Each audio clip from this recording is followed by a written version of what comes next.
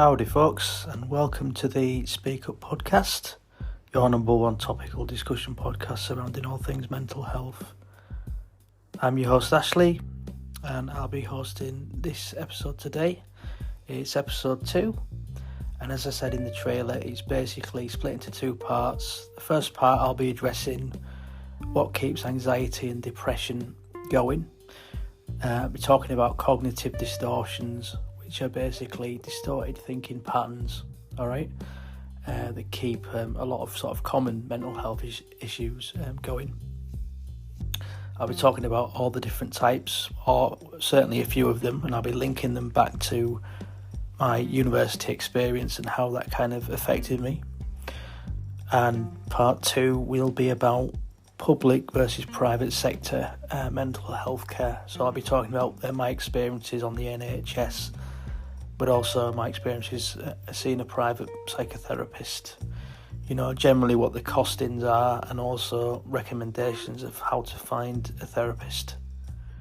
Again, just as a quick disclaimer, I'm not a psychologist or a mental health specialist, so please treat this as informational only.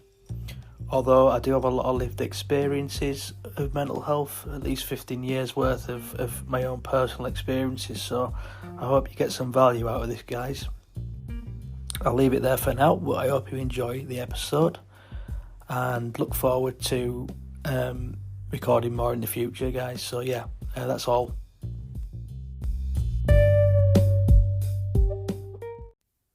Howdy folks, and you're listening to the Speak Up podcast, your number one topical discussion podcast surrounding all things mental health.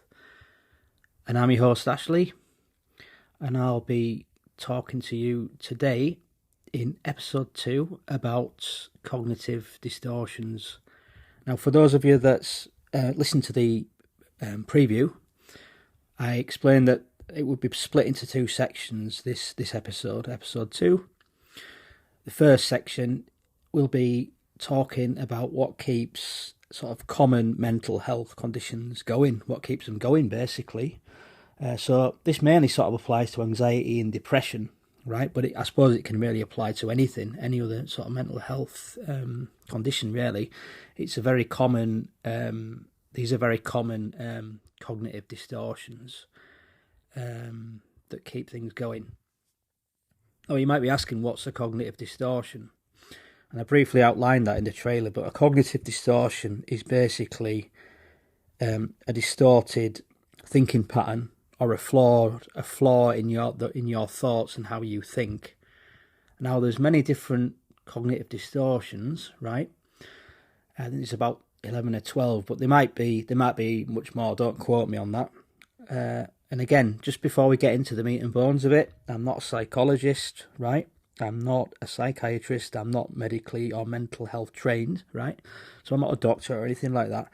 However, I've had, 15 years lived experience of mental health, illnesses really. So suffered from anxiety and depression for a good, I'd say maybe 15 years if I was to round it up, right? And I've had many different types of therapy, all right? And cognitive distortions are very much rooted in what we call CBT, which is cognitive behavioural therapy. And a lot of people with anxiety and depression, you will have experienced this in primary care when you go to your GP and you get referred to, whether it's IAPT, improving access to psychological therapies, or whether you see a private psychotherapist, right? Cognitive behavioural therapy, or CBT, that'll be your first point of call. That's the first sort of therapy, the NHS here in the UK, National Health Service. That's the first type of therapy that you'll be offered in combination with medication to treat mild to moderate anxiety and depression. So cognitive distortions are basically a flawed pattern or way of thinking. And there's different types, and I'm going to go through some of the common ones, right? And I'm going to sort of link it back to the stories that I told you in the first episode. Now, for those that listened, in the first episode, I talked about my time at university, going through college, and this anxiety and depression that I suffered with, specifically depression. When I was at the university in 2011, I suffered from really bad depression, right? it led to me dropping out, basically, in a nutshell. That's the top and bottom of it, right? Dropped out of university, right? But there was certain patterns in my thinking that kind of exacerbated or made the depression worse, right? And it's quite a common thing. It's like with anything, once you get into a negative spiral, it's like almost like a crashing plane, right? You get yourself into a tailspin, you lose control of the aircraft, and you go down and you go down. And it's the same with depression. Once you're on that negative feedback loop, that negative spiral of thinking, it gets worse and worse, and you just can't control it. So, the point of the first part of this episode is we're going to talk about cognitive distortions, right? Second part of the episode, I'm going to talk about the NHS versus private sector. So I'll be talking about my experiences of NHS treatment within the context of mental health, and I'm going to talk to you about my own experiences of private psychotherapy and how you can go about getting a private therapist and what my opinions are and things like that, what my recommendations are. Now, just before we get into it again, I'm just going to state that I'm not an expert on any of this, but I do have a lot of experience, life experience, and I think you can learn something from it, right? So without further ado, I'm going to jump straight into these cognitive distortions, right? And the first one I want to talk about is what's called black and white thinking, or all or nothing thinking. So it's basically two extremes, right? So if you find yourself saying to yourself, it never goes right for me, it's always going to go bad, I've always failed, I'll always fail, it never works out for me, I'll never find someone, I'll never get married, I'll never have children, I'm always the loser, my work's never good enough, right? If you find yourself saying that to yourself in your head, that's all or nothing thinking, or black and white thinking. Thinking in terms of absolutes. That's what it means. So, if you find yourself thinking like that, it's useful as a starting point, and this is the point of this episode. It's useful as if I'm going through these cognitive distortions, as I'm going through them rather, it might be handy for you to have a think to yourself and think, well, do I exhibit any of these signs? Because the first step is actually noticing it, right? Noticing these things, and then you can take action, right? And start to change your ways and change the way you think. It's literally not that easy, but, it's very hard, actually, in practice. In theory, it might sound easy, but it's in practice very hard, right? And I still struggle with this, and I'm not doing this episode because I'm the finished article, right? I still struggle with this massively, massively. But recognising that is the first step. So if you recognise any of this stuff I'm talking about and it's you, make an active effort to change your thoughts, right? So instead of thinking, I don't know, so black and white thinking or all or nothing thinking, instead of saying to yourself you're in a dialogue in your head, or that inner voice says to you, right? Oh, I'll never achieve this. I'll never get my degree. I'll never graduate. Maybe you could say to yourself, okay, instead of saying I'll never do this, how about breaking it down into chunks and saying, okay, well, if I do this, there's less chance of that happening, So you're kind of countering your own thoughts, right? I don't want to go into finding solutions for these, because this is not the point. The point is, I want you to take this away with you, is that I want you to be able to recognise these things. Recognising them is point number one. Point number two is actually doing something about it, right? They call it cognitive restructuring, basically, or reframing. If you want to Google that, feel free. And that's kind of like, you'll find a lot more comprehensive advice on that. I'm not going to advise on this. I'm not advising on how to get over these things. I'm simply asking you to pay attention and sit up and be like, yeah, okay, that's me, man. I need to change my ways. If you want the answers, have a quick Google, or potentially see a therapist, or you can even find books on cognitive behavioural therapy. You can go to your GP and they can prescribe actually like books to you. They can also give you online CBT if you need it. Or you can see a therapist, or you can pay someone privately. So the opportunities are endless, really, to overcome these things. But the point is, I'm getting you to basically recognition. It's about recognition. So that first one, right, just to recap, all or nothing or black and white thinking in absolute terms. Or I'll never get better, I'll never do this, I'll never do that, I always fail, I am always a sucker to women, I'll always be rejected, I'll always be a loser, I'll always this, I'll always that. And there's no shades of grey in between. And what you want to do is you want to start to notice the shades of grey in between. It's never always all or nothing, folks. There's always something you can think about, And the problem is that when people are depressed, they cherry pick the worst of every situation. And that leads in to my next cognitive distortion, which is catastrophizing, which is always assuming the worst of every situation. So it could mean, for example, and this is what I mean by cherry picking, is people tend to just assume, with very little evidence to support their theory or their claim. They give too much weight to the feelings, basically. That's what they do. And catastrophizing is basically where you assume the worst of everything. So it could be, I don't know, if my girlfriend, for example, I don't have a girlfriend, but if I did, if I text her and she didn't text me back for a couple of hours, and I know that she's driving somewhere, I might just assume that she's had a car crash, right? And she's died or something, and that's why she's not texted me back, right? That's catastrophizing. That's one example of it. That's a very extreme example, but there's many other examples of it. So that's catastrophizing. So I've gone through 2 already, right? And for those 2, obviously there's the black and white thinking. That very much played a part in my depression in 2011 while I was at university, because I was always thinking to myself, I'm always rubbish. Those people, they never talk to me because, I'm very quiet, and they maybe don't like quiet people, so therefore they don't want to engage with me because of that, I'm always going to be this way because this is what it's like. Catastrophizing, again, it could be a case of, I walk past a friend, and they can see me, right? They can see me. They're walking past me. They've looked right at me, but for some reason, they didn't respond to me when I said hello, right?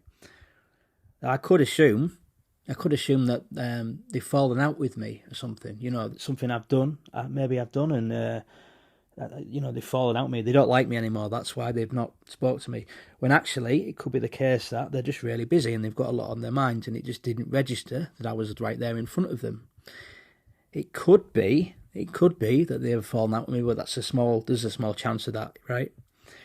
So that's an example of how they kind of tie into my that black time at university, that dark time. They're just examples, really, and you can apply these quite easily to different situations, right? So the next one is personalization. So personalization is taking things, I guess, putting a personal spin on everything. So I could say, for example, right, I'm responsible for something, right, that has got absolutely nothing to do with me. I'm not responsible for it. So it could be, for example, just plucking an example out of the air, right? I have a child, for example, and he's got in trouble with the law, right? He's broken the law, right? And that's my fault as a parent, right? And I blame myself. I take it personally. I blame myself. It's my fault. When actually things are much more complex than that. It's not really, although I'm the parent and I'm assigning blame to myself, right? There's a lot more to it than that. It's more nuanced. There's more complex things at play. There's a lot more different things that you could look at. So it could be to do with the fact that he's hanging around with the wrong people at school.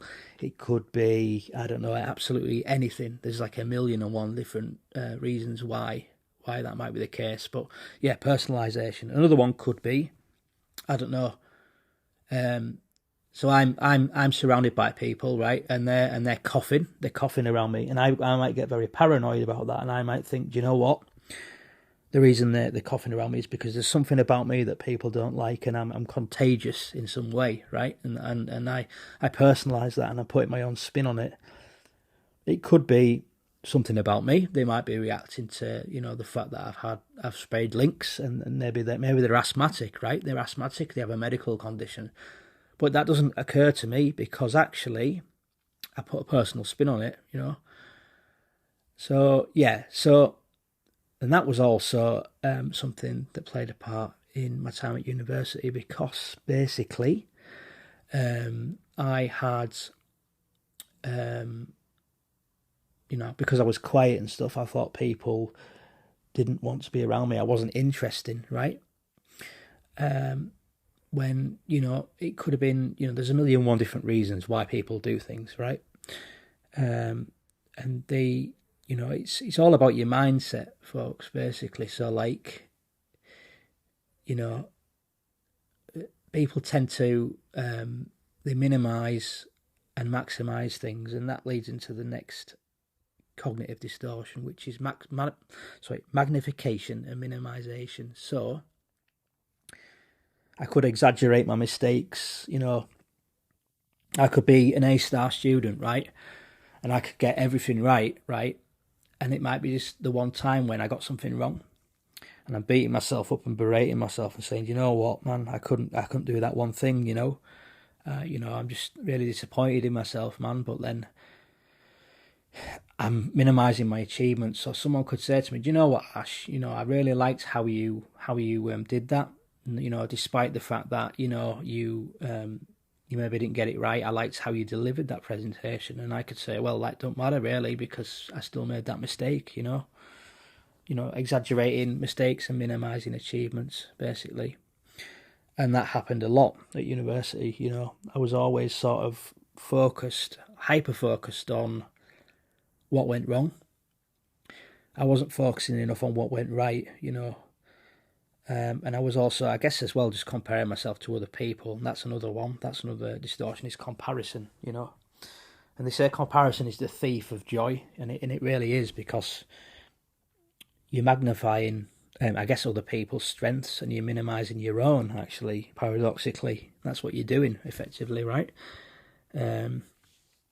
Emotional reasoning, that's another cognitive distortion, folks. So, and this is a big one, right? It's basically believing that what you feel is right. And I talked about this in episode 1 when I said about my paranoia. I said, right, sometimes I can have thoughts in my head and I think they're based in reality, right? I think that because I feel that way, it must be true, right? So, for example, I'll just give you an example here. So I could think, right, I could be walking down the street and someone's laughing, right? And I think, yeah, it's about me. Because I feel insulted because someone's laughing.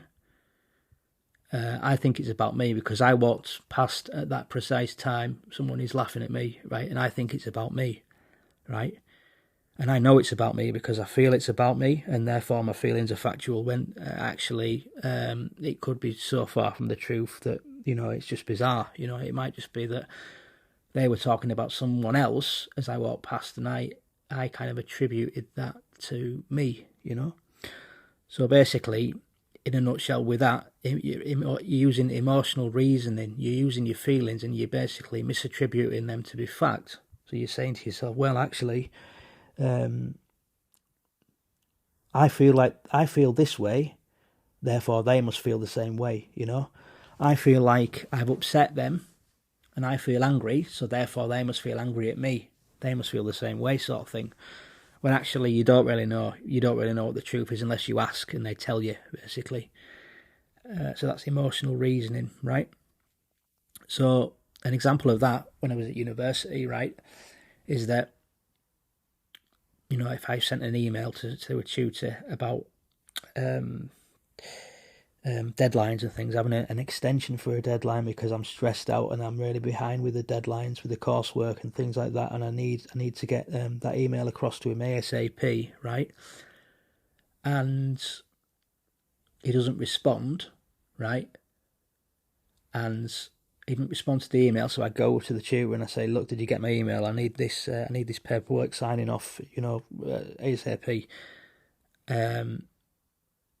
I might think that immediately he's really cross with me, right? I might feel like I've upset him, that he's sick and tired of hearing about me and hearing and seeing my emails. When actually, he could turn around to me and say, do you know what, I've just, I've been out for the day, or I've not been checking my email, but my inbox, right? So that's the reason why I'm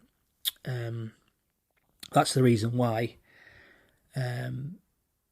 he's not responded. It's got absolutely nothing to do with how I feel. It's probably got more to do with how they feel and things like that, and how their feelings have affected their actions. It still doesn't mean that they don't like you or they're angry, but it's just one of those things, right? Another one is, spare me a second, I've got the actual notes right in front of me, guys. So there's the disqualifying the positives, right? So, for example, right, I've been in a situation where I don't know, for example, I've got a nice haircut, right, and I bought myself a nice shirt, right, and I'm going about my daily work, my work day, right, and I could receive 4 or 5 compliments on my hair, and they could say, "Do you know what, Ash, that cut really suits you, the shape of your face, right, it really suits you." And there could be one person that said to me, "Do you know what, mate, I don't like that hair, it's too short, it doesn't really suit you at all, it makes you look horrible, I don't like it." And I could choose to focus on the negative and really disqualify those positives. But you really got to look at the evidence and say, well, actually, I've received 6 compliments today. 5 of those have been positive, 1 has been negative. Which one are you going to choose to focus on? And a primary example of this was when I was doing design work at university, right? People were heads and shoulders above me, and like I say, I was comparing myself to them, right? People could say, "Do you know what, Ash? I really, really like that, that logo that you've done. It's really good. I like it. It's really good," right? But the problem is that my self-esteem's so low, right? And I just think they're being really nice to me. Yeah, I think they're being nice to me, and I feel like I don't deserve that, right? Which might not be the case, right? And one person said to me, "Do you know what, Ash? I do agree with you there. I don't like that. I think you can do a hell of a lot better." And I'm choosing to focus on that rather than all the other stuff, right? Just always remember as well, if someone pays you a compliment, accept it with grace, because people generally don't go out their way to give you a positive compliment unless they really mean it as well, right? And sometimes criticism, there is positivity in that as well. So, that's the good thing about that, right? So they're some of the cognitive distortions. I won't go through them all, but they're some of the main ones, right? And you can find more on cognitive distortions, right? With a quick Google. You can use different resources. I recommend you go on any NHS resources. Wikipedia is a good place to start for non-academic purposes, because they've got a lot of information on there about cognitive distortions, right? And about all these specific ones I've mentioned, yeah? However, use that as a basis of your research. If you want to really learn about psychology stuff, go to reputable sources of information. I've quoted, paraphrased rather, from sources that are reliable, that are open to the public and readily accessible, and from my own experience as well, in my own words, really. So that's what I've done. So they're the cognitive distortions. So I hope that's helped clarify to you some of the thoughts and feelings you might have in your head, that kind of some of these cognitive distortions that keep it going and keep you on the hamster wheel, keep you spinning, right? Recognise those and try to reframe it and change the narrative and change the vocabulary that you're using in your head. Rather than saying to yourself, it always works out this way, it must work out this way because of this. Change your expectations as well. I'm not saying don't expect anything. Change your expectations to be realistic. Change the way you're talking to yourself and your inner voice, but also have a little bit of hope as well, because we all need hope at the end of the day, folks. Right, so I hope that's been helpful to you. All right. We'll move on to the second section of this episode, which is going to be all about private versus NHS healthcare, right? Now, this isn't a blame game. I'm not trying to favour one over the other, because I've had experience of both. I've had NHS care, right? CBT and psychotherapy, right? So I'll just list the pros and the cons of the NHS therapy, right?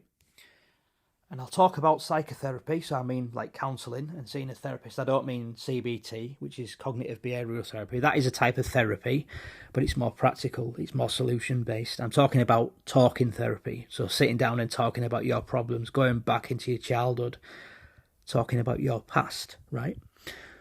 So the NHS, the pros are that basically you get a professional that's already in the service. You don't really have to check on their credentials. It's quite likely that they are qualified, all right? They are qualified to varying degrees and different types of therapy in the NHS, so do your research, folks. The other good thing about the NHS is that it's free as well. Obviously, it's free. In the UK, healthcare is free. It's taxpayer funded, right? So they're the main two positives of the NHS, of the care. You can almost sort of guarantee that if you do hit rock bottom in crisis, you will get some type of care.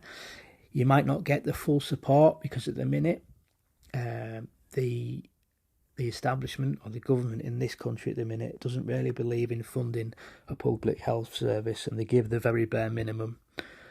Well, I'm not here to make political points, but that's just one. Just to give it a brief overview of the situation here, unless you've got a lot of money or you really push on the NHS, you're going to struggle to get support. Someone once told me, a medical professional once told me, those that shout the loudest get the most help. And that is very true, folks. That is very true. You've got to shout and scream on the NHS to get any form of support, and that's been my experience by and large, right?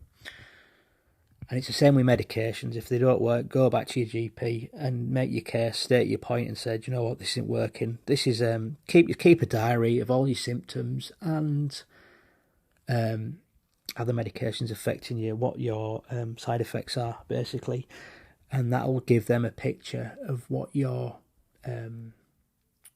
what the problem is, and they'll give you the medication, right? So NHS, they're the pros, basically, that you're almost guaranteed to see a professional that's kind of qualified, although the qualifications do vary. You're not going to see some man on the street if you're going through the NHS. It's almost guaranteed. You don't really need to do your research. It's a robust system, well-established system, goes back to the 1940s, the NHS. So there's a lot of medical research founded on the NHS, and they do a lot of research, and they get funding as well from the taxpayer, right? And it's free. It's free at the point of use, right? The cons, now I'd say there's probably more cons than not. In my opinion, that's my opinion, all right, is that you'll be on a waiting list for quite some time if you require more than CBT or sort of primary care. So if you're someone like me that's under a mental health team under what's called secondary care, and usually I don't know what the criteria is specifically, but it's if you fail to respond to 2 or more antidepressants, or you suffer from like psychotic illness, schizophrenia or something. Basically, if your problem's severe, moderate to severe, and you don't respond to medication, then you can ask your GP to be referred to the mental health team. And more often than not, you have to push your GP and the doctor, and you have to basically make your case, because as with a lot of public services, they've got a lot of paperwork and they don't want the hassle of filling in the paperwork to refer you to the mental health team. And I can appreciate that, but obviously it's their job, and you are in need, and you are valued as a person, and you're worth it, and your needs matter, right? State your case, basically. Keep fighting it, right? Keep fighting the system. Get yourself referred. Don't give up, right? So that's a con. That's one of the cons, is that you will generally be on a waiting list to be referred to the mental health team, unless you are actively suicidal or self-harming. Now, I'm not encouraging you to self-harm or be suicidal at all. Please don't do that, right? But my experience is that you basically have to basically be very direct and very blunt. And if you are feeling that way, tell them. They need to know. And tell them with urgency. Tell them with urgency what your problems are, because you need that urgency. You need them to take you seriously and sit up and take you seriously. You need that, right? You need that. That's a con. So that's one of the cons. You'll be on a waiting list, right? And obviously, because you're on a waiting list, it can send people into crisis. People get fed up of being fobbed off by the NHS in some degree, and it's happening all over the country. I'm not trying to blame them. I'm not naming individual people. But that's a fact, is that the NHS is chronically underfunded. And I suppose that's another con, is that it's underfunded by the state, right? And that's why the waiting lists are absolutely humongous, right? So you will be seen in order of priority of your needs, your care needs, right? Another con is that sometimes with the NHS and with mental health things and mental health teams is that they'll have a recruitment drive where they'll train loads and loads of nurses or loads and loads of psychiatrists. Well, actually, there's a shortage of psychiatrists on the NHS at the minute, which is another problem, another black spot. They'll train a lot of nurses and a lot of I don't know, whatever, practitioners, right? And the training might not be as robust as, say, the private sector, for example, where you'll get a lot of people in the private sector. I've not gotten to the private sector yet, but I'm just making a point here, is that you'll get a lot of people in the private sector. They've already worked in the NHS. They've already got that experience of working in the NHS. And they've got the resources behind them, and they're generally quite highly educated, highly qualified. They've already got that lived experience. Another con of NHS therapy is it's time limited. Usually with CBT, you get between 6 to 12 sessions, depending on how severe you are, and then you discharge back to your GP. It's a way to keep waiting lists down, and usually they prescribe CBT as a solution, as a kind of end product, really. Once you're out with the CBT, it's kind of like most people will improve if there's mild symptoms, mild to moderate, But, if someone's suffering from psychosis or some serious illness like schizophrenia, giving them 6 to 12 sessions of CBT will not help at all, because these people are distrustful and they can become aggressive and things. Not all people are aggressive with it, but they can become that way. So, time limitations, money limitations and resource limitations, in a nutshell, they're the cons of the NHS, right? Now, for me, what really pushed me to private therapy is because, generally speaking, and this is another con of the NHS, is that you can't really tend to get an appointment for therapy outside of 9 to 5 hours. So if you've got a 9 to 5 job in an office, you might struggle to get appointments, right? So there's no flexibility there. There's not enough resources put into it, and it's time limited, right?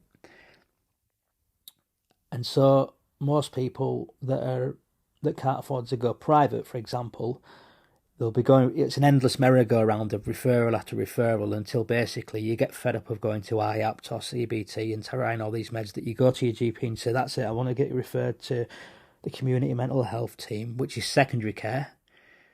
And secondary care comprises of a whole team of people. You could see social workers, occupational therapists, psychiatrists, psychologists, basically sort of like highly trained mental health professionals on the NHS at the higher end of the scale. It takes a lot generally for people to be referred nowadays to a psychiatrist, and you have to be a part of the mental health team. Years ago, 20, 30, 40 years ago, the GP could directly refer you to a psychiatrist. It's not the case anymore. It's basically there's a lot of gatekeepers in the NHS and a lot of middle managers that prevented that from happening now. And it costs a lot of money. Psychiatrists are paid an absolute fortune. If you look at in general, before tax and stuff like that, they are paid quite a lot of money, and they're very expensive as well. So obviously people can't, they can't afford to have that many psychiatrists on the NHS because it'd be bankrupt. Because they're paid like, 6-figure salaries in some cases. Mainly. So yeah. Highly qualified, highly paid. That's the way it goes. So with that being said, I'll go on to private healthcare, private therapy, right? The pros of that are that full flexibility. You could see a private therapist on a weekend, on an evening. You can see a private therapist generally via Zoom, online. You can see a private therapist over the phone.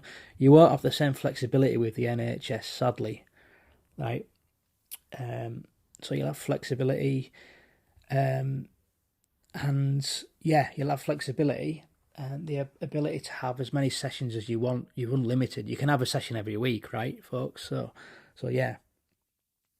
Please check the going rate as well for private therapy. It can be expensive, but actually the reason I pay privately is obviously for that flexibility, and I also see it as an essential cost. I essentially see the cost of my private therapy the same as buying my shopping and eating food, So, yeah, they're the pros of private therapy. Full flexibility, no restrictions on how many sessions you can have. You can basically have as many sessions as you want. It's ongoing, right? And some therapists, it's worthwhile me saying this, some therapists will adjust their fee according to your means. So if you're on benefits or you're on a low income, some therapists, once they've built a rapport with you, they will actually waiver their fees, right? They will waiver their fees. They're the pros, right? So they're the pros. The cons are that you have to do your own research because everyone's qualified to different levels. Everyone's got different experience, right? Another con would be not every therapist is made equal, right? Some therapists, some therapists shouldn't be in the job that they're in, basically. And I'm not referring to anyone that I've seen, but certainly it wouldn't surprise me that some therapists are out there just to take your money, basically, right? I'm not saying that is the case. There will be people out there that are like that, right? Always check that your therapist is licensed and registered with the Healthcare Professionals Council or the British Psychological Society or the UK Council for Psychotherapy, right? Make sure that they are fully accredited, right?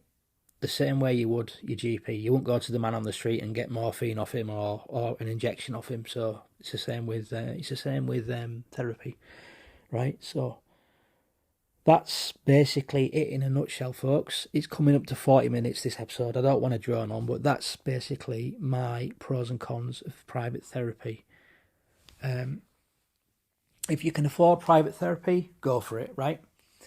Also, there's a kind of middle ground in that organisations like Mind and things like that, I always have a look on their website and what they've got to offer, because sometimes charities will actually pay towards your therapy or a certain amount of the cost towards your therapy, right? So that's the good thing, right? So I'm going to talk about pricing and rates and things. So the going rate, it can vary depending on who you see. So you can pay to see a clinical psychologist, and they will charge hundreds, right? Literally. You can see a psychotherapist. It depends on their training. There's a whole gambit and a whole breadth and depth of therapists that you can see. You can see people with different qualifications, different experience. The less qualified they are, the cheaper they'll be. The more qualified they are, the more expensive they'll be, right? So the average price would be anything between maybe £40, £45, £50, right up to £100, right? So I pay a figure within that scale. I won't tell you what I pay, but I pay a figure within that scale every 3 to 4 weeks, right? And I see it as an essential cost. And believe you me, it's great. It's great. Private therapy is great because you build up a rapport with that person, and you're not limited to time. You're not limited. And it's great, and you build up a rapport with them, and it's just really good. I recommend you doing it if you can. If you're someone, for example, right, and if you're bothered by the cost, right, so you can pay, let's say, you could pay £50 a session, or you could pay £80 a session, right, for a 1 hour session, therapeutic session with a therapist. Usually, the first session might be free for them to assess you out. It might be half the price of a normal session, right? You can pay. For example, you could be a smoker, right? You could smoke 20 fags a day, right? So how much are you paying, How much are you paying for your habit, whether you drink, whether you smoke? How much money are you paying, are you putting into a slot machine, gambling? How much money are you paying to constantly eat crap and food, right? Because whatever money you're paying, or whatever price you're paying for the problem that you have, reinvest that into therapy. Because so I said to myself, you know what? I drink a lot, right? I spend £5 a go for a pack of 4 beers at the off license. So I'm spending probably more than £50 a month on beer, and I could put that into therapy, right? So that's the way I think about it, folks. It's an investment in your future, a positive investment, and it's gonna benefit you in the long run, right? So that is my thoughts on therapy. Well worth it going into the private sector if you've been through the NHS and you've exhausted all the avenues. Why not try private? And most people that practice in private therapy in the private sector, they've done the NHS thing. They've done it. And if someone is in the private sector and they've not worked in the public sector in the NHS, question it, because you want to know. You want to know where they've trained. You want to find out what universities they've been to, what they studied, what the specialism is. Do they specialise in something? Do they specialise in eating disorders? Do they specialise in treating people with sexual abuse and trauma? Do they specialise in addiction? What do they specialise in? And ask them, ask questions. Go with a piece of paper with questions and ask them, right? Do your homework and ask them, yeah? I'm going to move on to the last point I want to make, really, before I end this, because it's going to go on for at least about 50 minutes, 45 minutes, right? So, how to find a therapist? Ask around, word of mouth. Do you know any friends that have been through therapy that have done it privately? Ask around. Ask your doctor. Ask professionals. Ask people that have done it and gone before you, right? Or you can try online, right? I have a therapist who was recommended to me via word of mouth. But you can also find a lot of therapists, and I've done this before. I found therapists on different websites. There's a website called Counselling Directory, and you can search in that website for accredited counsellors and psychologists and psychotherapists, right? They're all accredited on that platform, and they all specialise in different therapies and different things. And it's kind of like an encyclopedia, that website, right? It's basically, you can find out all sorts about different conditions and different therapy types, right? I'm not going to get into it because it's absolutely mammoth, that task. It'll be a mammoth task to go through that. I'll be another 40 minutes with you guys. But that's Counselling Directory, and I'll put that in the description of this podcast so you can check it out, all right? So that's it, folks, really. That's how I found a private therapist. There's loads of different ways you can do it, but try and find people that have been through it, their experience personally with private therapy. It's kind of like buying anything. Go by customer reviews, because not every therapist is made equally.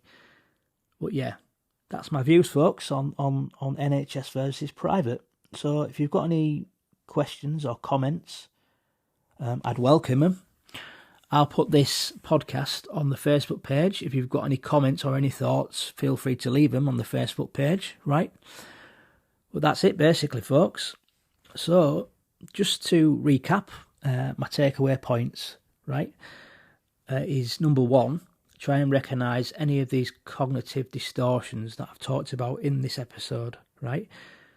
Cognitive distortions, basically distorted thinking patterns. There's different ones that I've discussed, like catastrophizing, black and white thinking, magnification and minimization, right? Fortune telling, mind reading, overgeneralization, disqualifying the positives, should, always and must statements.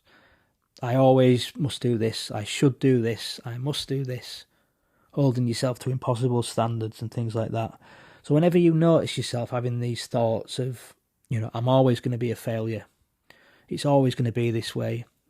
It shouldn't be this way. It should be that way. That's basically putting yourself in either extreme and expecting it to be that way. And when you fail to meet those expectations, that's when things start to go wrong. So try and recognise these things. If any of these things ring a bell and you research cognitive distortions and you think, these ring a bell, try to recognise them. Try to reframe how you think about things, right? And if you need help, please go to your GP. Go to your GP and ask about cognitive distortions, ask about resources. They might give you some self-help stuff. They might recommend some links, right? I'm going to put some links in the description, right? I'm going to make a Facebook post about this as well to complement this with resources that might be able to help you, right? NHS resources mainly, but mainly they'll be from reputable healthcare resources, right? So that's it, folks. That's the cognitive distortions, and also, as well, I'll just recap on the second part, which is NHS versus private, right? So the cons of NHS are basically time restrictions, resources and waiting lists. So you'll be restricted in a lot of the therapies that you have on the NHS.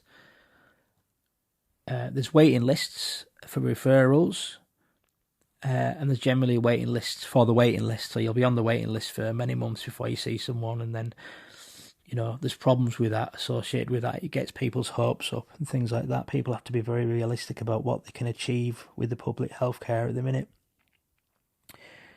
Pros of the NHS: it's reputable. It was formed in 1940s. It's been around a long time. There's a lot of medical research behind it, and there's a heavy body of evidence and research.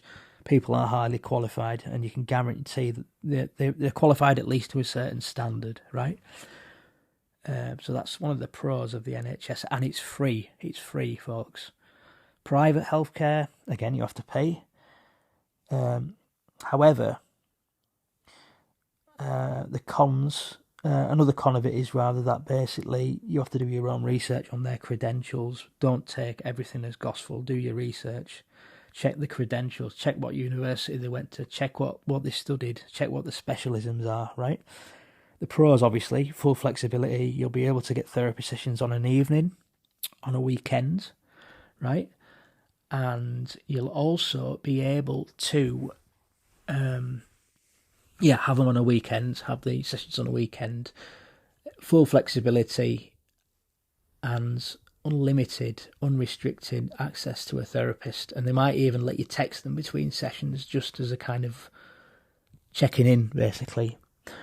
And it's just all round a really good way of having therapy. You can build a rapport with them, and there's no restriction. They're not going to abandon you tomorrow and say, do you know what, that's your session's up. Sorry, you know, you'll have to re-refer yourself and wait 6 months.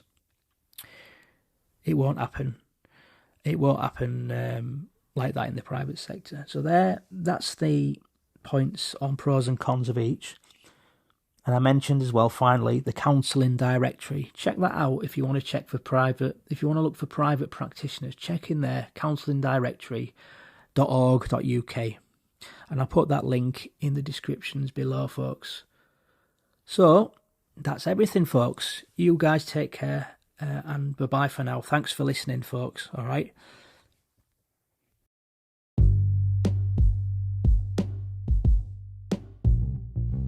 Thanks for listening, folks, to episode 2. My apologies that it's gone on a little bit longer than I anticipated. I will try to keep a lot of these episodes shorter than 40 minutes. Although I did sort of anticipate that first couple of episodes might be about 40 minutes long when it's just me hosting them. But certainly they'll be much more structured when we get to the guest speakers and things like that. For me, I want to kind of record on the fly and add value sort of naturally rather than it be overly polished and things like that. So thanks again, guys, for listening to this episode 2. Hope you got something out of it. Please, I'd appreciate it if you could share the podcast, like and subscribe and comment on any of the channels that I'm on. And I look forward to having you on episode 3. Take care, guys. Bye-bye for now.